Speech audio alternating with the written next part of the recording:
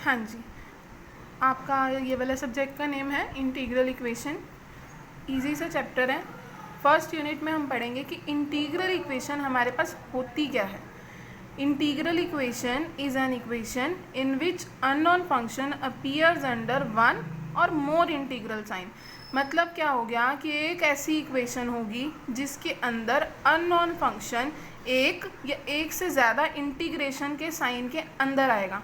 For example हमने ले लिया H S G S is equal to this part. ये देखो इसमें अब क्या चीज़ है, एफ एस तो यहाँ पे हमारे पास कोई भी एक फंक्शन है। लैम्डा क्या होता है हमारे पास, पेरीमीटर, यानी कि एक कांस्टेंट। वो कांस्टेंट रियल भी हो सकता है, वो कांस्टेंट कॉम्प्लेक्स भी हो सकता है, और वो कैसा होना चाहिए, नॉट इक्वल टू ज़ीरो।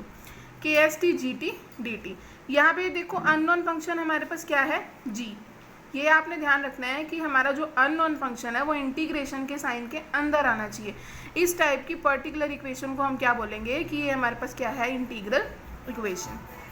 इसमें क्या होता है, मैंने नीचे वही इंट्रोडक्शन लिखा है, जो अपर लिमिट है, देखो ध्यान से देखो, मैंने नीचे तो लिख दिया है, ऊपर कुछ नहीं लिखा। इसका मतलब वो अपर लिमिट या तो वेरिएबल होगी या वो फिक्स्ड होगी। हमारे पास इसके बेस पे दो केसेस भी आएंगे, हम अभी डिस्कस करेंगे। यहाँ पे एक चीज़ है, एफ एच और के, ये जो तीनों फंक्शन है ये नोन है। नोन है मतलब हमें इनकी वैल्यूज गिवन होगी। आपको एफ भी गिवन होगा, आपको के भी गिवन होगा, आपको एच भी गिवन होगा। आपने सिर्फ क्या कैलकुलेट करना है, जी। तो इस तरह की इक्वेशन को हम क्या बोलते हैं, इंटीग्रल इक्वेशन। यहाँ पे जो के एस टी पर्टिकुलर वर्ड है इसको हम बोलते हैं कर्नल। कर्नल मतलब एक ऐसा फंक्शन जो हमारे पास एस और टी के टर्म्स में, ठीक है। अब हम पढ़ेंगे क्लासिफिकेशन। क्लासिफिकेशन कौन कौन सी होती हैं, देखो सबसे फर्स्ट क्लासिफिकेशन है हमारे पास फ्रेडहोम इंटीग्रल इक्वेशन। अब जो पहली वाली इंटीग्रल इक्वेशन है स्टार, इसको हम फ्रेडहोम इंटीग्रल इक्वेशन कब बोलेंगे, जब हमारे पास इसकी अपर लिमिट फिक्स होगी। मतलब एक ऐसी इक्वेशन होगी जहाँ पे हमें अपर लिमिट गिवन होगी। गिवन होने का मतलब जैसे यहाँ पे हमारे पास क्या हो जाएगा, इंटीग्रेशन के अंदर ए से लेके बी तक ये पार्ट गिवन होगा, ठीक है। अब फ्रेडहोम के भी आगे टाइप है। टाइप क्या है, पहला टाइप तो ये है, अगर तो हमारे पास एच एस जीरो हो जाता है। देखो गिवन इक्वेशन में चेक करो, अगर एच एस जीरो हो जाएगा तो ये पूरा पार्ट हमारे पास क्या हो गया, जीरो। वही हमने यहाँ पे पुट किया कि ये पूरा पार्ट किसके इक्वल हो गया, जीरो के। तो इंटीग्रल इक्वेशन फर्स्ट काइंड में क्या होता है, अगर एच एस हमारे पास जीरो के इक्वल है तो ये कौन सी इक्वेशन बन जाएगी, Fredholm equation of first kind, ठीक है। फिर हमारे पास सेकंड केस क्या आता है, सेकंड केस आता है कि अगर हम एच एस को वन ले रहे हैं, वन लेने पे जो स्टार में इक्वेशन बनेगी वो हमारी कौन सी इक्वेशन हो जाएगी, Fredholm integral equation of second kind, ठीक है। फिर आती है हमारे पास थर्ड होती है होमोजीनियस फ्रेडहोम इक्वेशन।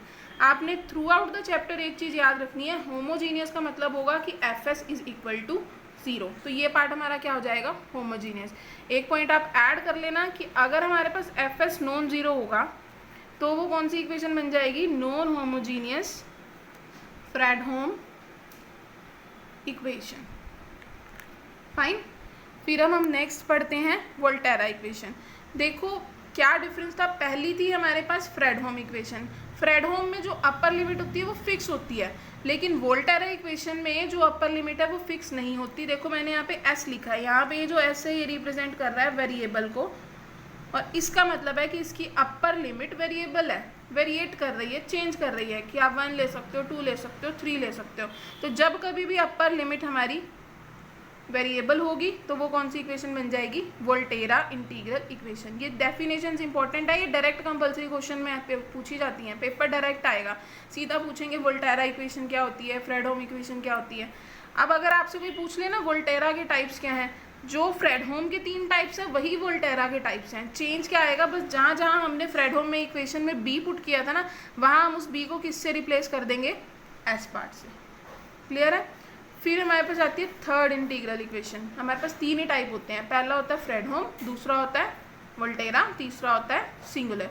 तो एक ऐसी इंटीग्रल इक्वेशन जिसको हम सिंगुलर कब कहते हैं, जब एक या फिर उसकी दोनों लिमिट कैसी हो जाती है, इन्फिनाइट। देखो ये हमने माइनस इन्फिनिटी ले ली, ये इन्फिनिटी ले ली।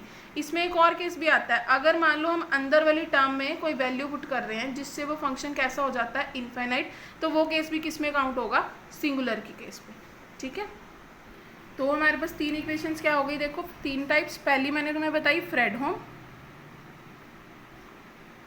फ्रेडहोम में क्या होता है, अपर लिमिट हमारे पास फिक्स होती है। सेकंड मैंने बताई वोल्टेरा। वोल्टेरा में अपर लिमिट हमारी चेंज करेगी।